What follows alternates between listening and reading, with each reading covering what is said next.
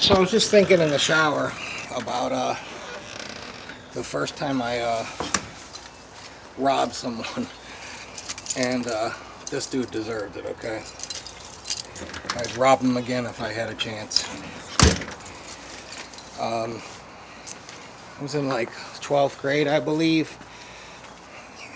Fuck, I forgot my drink. So I told this kid, long story short, to quit selling ecstasy to my girlfriend at the time. And he refused. So I seen him in gym class. I told him, Todd, stop. His name was Todd Stevens. I said, stop, selling ecstasy to my girlfriend. Like I told you, like this is the second time. I can't tell you again, okay? So I seen him in gym class, and he had said something smart to somebody else. Like, oh yeah, what's he gonna do? Da, da, da. I said, okay. So, this dude's a little twink. So I said he's gonna find out what I'm gonna do. So I seen him in gym class. He had those dumb things at the time that you stretch your ear out with, earrings. So I walked up to him. He had his little hoop earring, the stretchers things, and like a quarter size, and I ripped it out and threw it on the ground. And then I took him and I threw him over the bench. There's like bench seating, and I just bounced his head off the locker. So I said, that's your final warning. So he sold it to my girlfriend again the following weekend. I seen him on a street, and somebody was in the car with him. I asked the kid to get out of the car nicely because I knew him. And I got in the car and I said, so, boom, bounced his head off the steering wheel a couple times just to so he remembered what we talked about, because I don't think he remembered.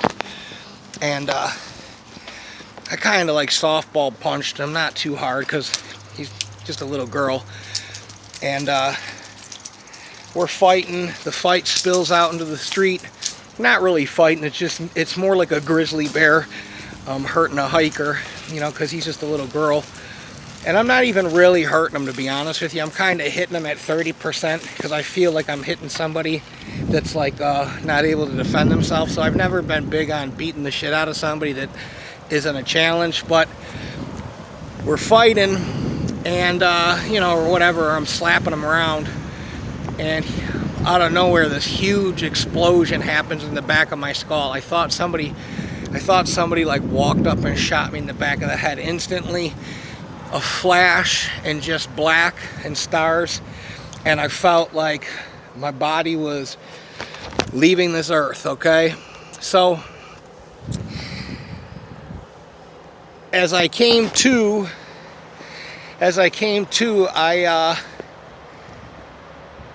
the street light, it just rained, and the green in the street light, the light echoes off the asphalt, it's dark, was green, and then it would turn red, and then it stayed red.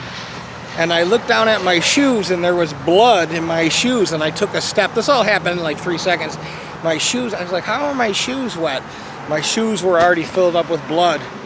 And I could only see out of one eye because of the blood, and I moved it out of the way, and I looked down at my hand, and I looked at him. This is all 5 seconds into it, and he's shaking like a leaf. And I said, did you just hit me in the head with that fucking pipe right there? And he's like, And I wound up like I was going to throw a baseball, hit him right in his eye, and I swear to God, I'm not even saying this to brag. I've never seen this or never been able to replicate this in my life. He left his feet like a stunt man over the top of the hood of his car, down the other side. And people witnessed this. This happened. I don't care. I'm not even embellishing this, okay? So I go over to the other side of the car, and then I'm looking down at him, and he hits me again in my wrist with that fucking crowbar. So I rip the crowbar out of his hand, bounce it off the ground, and smash him like the Incredible Hulk. And my friend got out of the car, And they were like, what are you doing, man? You're killing this kid. And I said, man, he hit me in the fucking head with this pipe. So I took like $40 out of his pockets. Everybody was robbing this kid, okay, in Lockport. It's not even a, listen, if you seen this kid and you seen me, you'd go, zero challenge, okay? A girl would put up more of a fight than him, all right? But the fact is, when I tell you something, okay, and I'm the boss and you're not, and I'm telling you to be nice, I'm telling you out of respect, I'm gonna fuck you up. That's all there is to it. It was not uncommon for me in my 20s and early 30s to go to somebody's work and grab them. You know what I mean? Like, I'm not saying I'm proud of it. I'm not saying it's the most mature thing to do. But if you fucked with me or fucked with my family or did something disrespectful to my girlfriend, I'm coming to see you. I guarantee it, okay? Especially you fuck with one of my cats, you're getting it, okay? So we're getting in the car. I'm bleeding profusely.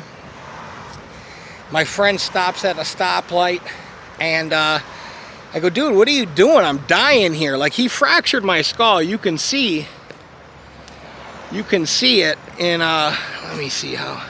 You can see it right here. Look at, he fractured my skull with the fucking crowbar. I go to the hospital. They're like, all right, just sit down. I said, lady, I'm laying down. I had a major traumatic brain injury and a concussion, and the lady's acting like I'm bleeding everywhere. I can't even talk. I can't even, I'm fucking passing out. I lay down, I wake up, and the doctor's there. He's like, I gotta staple your head shut. I don't even remember them giving me any kind of pain pills or anything. I didn't go to school the next day. Cops show up at my house. Officer Newman was his name. I lived on Franklin Street, right off Walnut, I think, and like, I forget, guys, but he's like, yeah, what did you do to this kid? He's like, he's saying that you robbed him.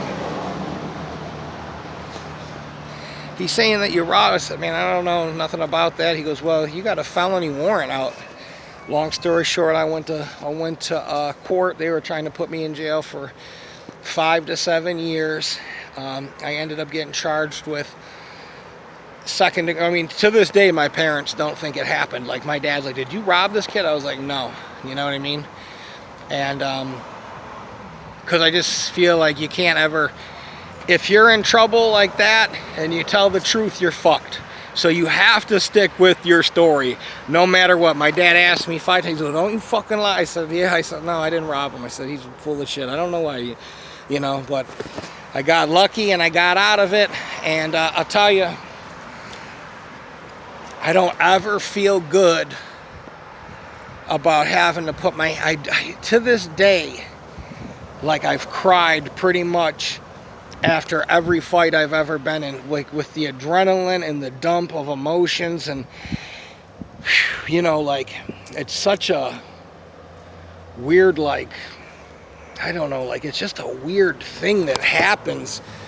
Like you're, you know, like, I've been in fights. You know, I've been in fights with people with knives and shit.